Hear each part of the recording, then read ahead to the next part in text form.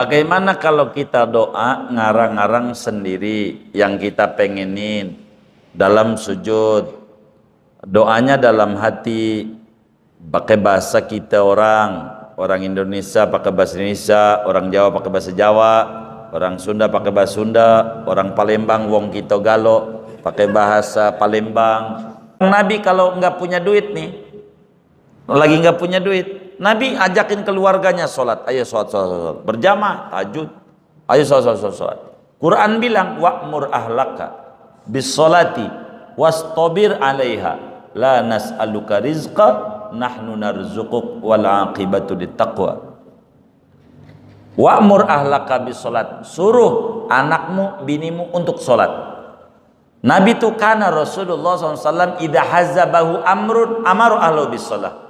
Rasulullah bila ada persoalan kesulitan diantaranya finansial, nyuruh keluarganya ayo pada sholat, suruh sholat.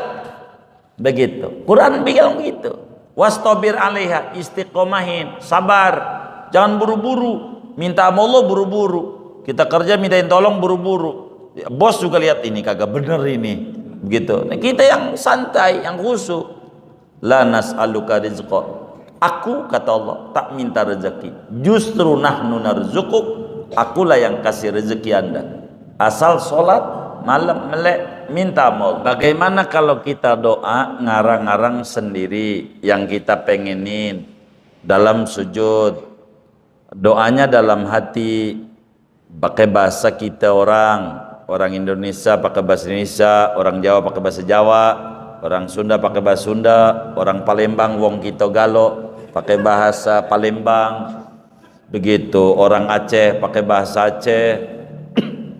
Boleh aja kalau dalam hati. Tapi dalam hati itu bukan doa, namanya lintasan hati.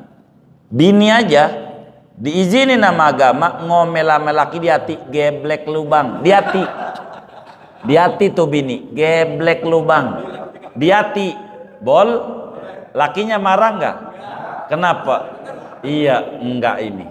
Jadi kalau dalam hati itu boleh aja dalam hati, tapi enggak disebut doa, enggak disebut lintasan hati, kata-kata hati itu yang doa tuh diucapin. Makanya kalau ada yang kita mau minta-minta diucapin, tinggal nanya aja sama guru kita di lingkungan, di dekat di mana kita punya rumah, atau di kawan kita yang mengerti bahasa Arab.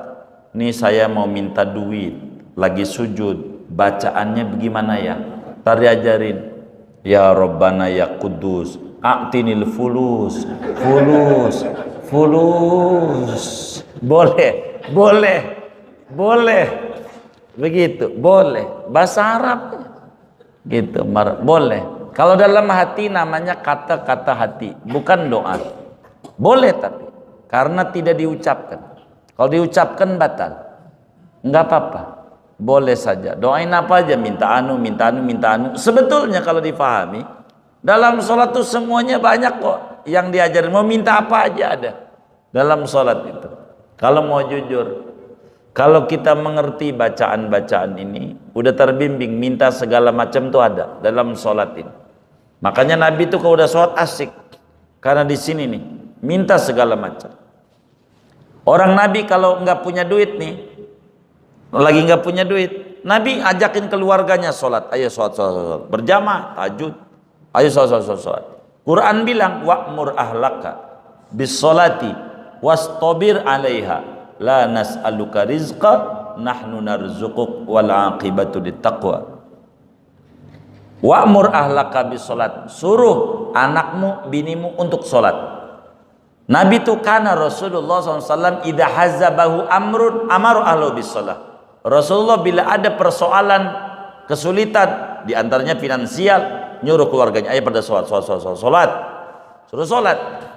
Begitu Quran bilang begitu, wastabir alaiha, istiqomahin, sabar, jangan buru-buru minta sama Allah, buru-buru kita kerja mintain tolong, buru-buru bos juga lihat ini kagak bener ini, begitu. Nah, kita yang santai, yang khusyuk, la nas'aluka rizqa, aku kata Allah tak minta rezeki, justru nahnu narzukuk, akulah yang kasih rezeki anda, asal sholat malam melek minta sama Allah, melek itu meratiban sama guru 11 saja, la ilahnya guru 11 sudah malam jam 10 ngantuk, mata juga ada haknya, kata Nabi juga begitu, udah malam 11 saja, 11 udah selesai meratib 15 menit ngobrol sampai jam 3 kuat.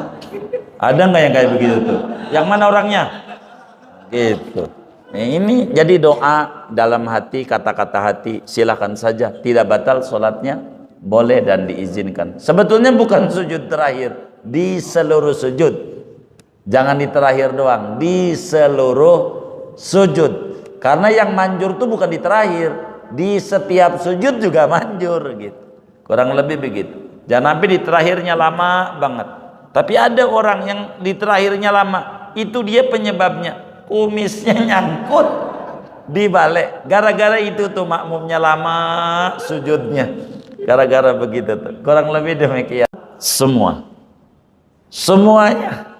Nggak ada itu. Semuanya. Cuman kalau kita mau yang paling bagus, apakah baca tasbih 11 ataukah ditambah dengan doa-doa ini? Masih lebih tinggian 3 tasbih ditambah doa ini. Tapi bagus mana? 3 sama 11. Kalau itu mah nggak ada lawan jawabannya. Ya bagus 11 begitu. Sebab kerja setengah hari sama sehari, tentu gajinya beda begitu. Jadi bagus 11 soal sendiri ini. Cobain biar pernah dalam ibadah tuh seumur hidup tuh, biar pernah ada tasbih 11, ruku 11 tasbihnya, sujud 11, biar pernah. Dan itu akan nikmat dalam kita punya hidup. Kesenangan itu yang ngasih Allah. Jangan pakai ngandelin akal. Aduh, kita mah hamba lemah. Akal kita berapa kali prediksi, nih gol nih bisnis ini nih gol nih, ya bobol bukan gol, bobol. Ini begitu. Jangan ngandelin akal. Akal kita terbatas. Ngandelin yang nyiptakan. Biar kita enak hidup kita. Beneran. Jadi 11. Soal sunat, tasbih, duha. Dilihat aja dari waktu kita. Begitu. Waktu kita. Begitu. Itu membaca tasbih 11. Luar biasa. Kapan? Saat ada tuan utang nagih. Ini sih pura-pura ini ngelama-lamain. Jangan kita. Jadi yang tulus sama Allah, yang tulus. Begitu. Yang tulus. Jadi 11. Biar pernah. Begitu. Kurang lebih begitu. Wallahu a'lam. Baik. Jadi makmum yang itu berapa pun nggak apa-apa, nggak harus ganti, nggak harus kenal. Oh betul. Kalau makmum itu tidak boleh bengong dalam sholat. Ini saya mau ngajarin cara-cara kita jadi makmum. Umpama nih, kita udah baca surat ya, sholat zuhur, makmum. Imamnya sabihis, dohor. Nah, kita baca kulhu. Nah, kan udah kelar ya. Kufanahat dia baru separuh juga belum tuh imam. Jangan bengong aja. Kita baca Dunlop, ban andalan, begitu. Pakai kaos depan. Nggak usah, terus aja kita baca surat juga udah kulhu kelar. Terus baca apa? Al-Falaq.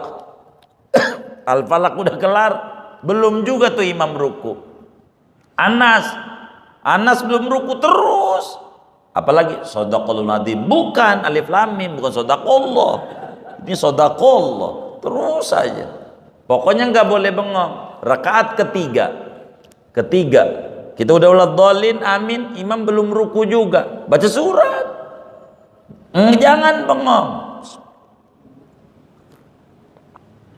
Itu mau udah wadun amin, hebat gua udah kelar, imam belum, payah ini imam nih, begitu kata dia. Ada nggak yang kayak begitu tuh lagi shot udah nyalain imam aja, nyalain imam itu suudon. Ini nggak bener nih. Jangan. Pokoknya jadi makmum terus aja, termasuk tasahud awal, tasahud akhir, terus aja. Kita tasahud awal udah kelar, imam belum bangun, terusin. Tasahud akhir kita udah kelar. Mau manakah yang dibolak-balik? Ya muqallibal qulub, sabit qalbi hadirik. Wahai Tuhan yang membolak-balikkan hati, bolak-balikkan hati.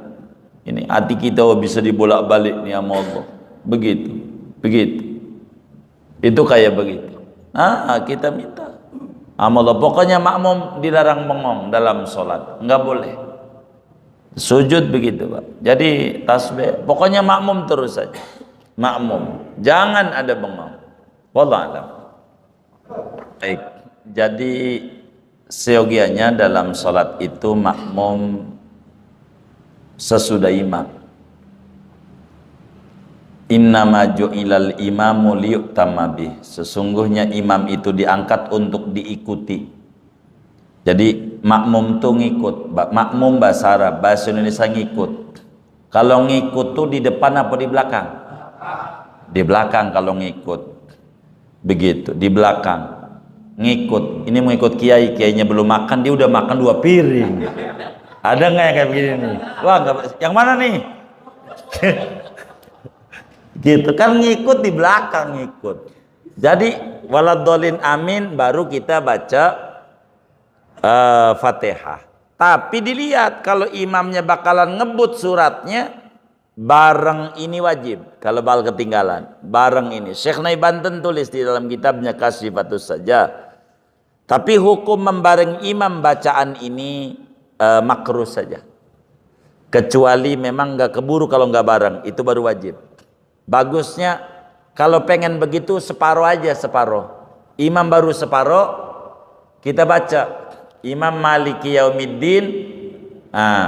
Imam Maliki Yaumiddin kita baca Bismillah, begitu. Itu enggak apa-apa bacanya begitu. Kurang lebih begitu. Wallahu a'lam.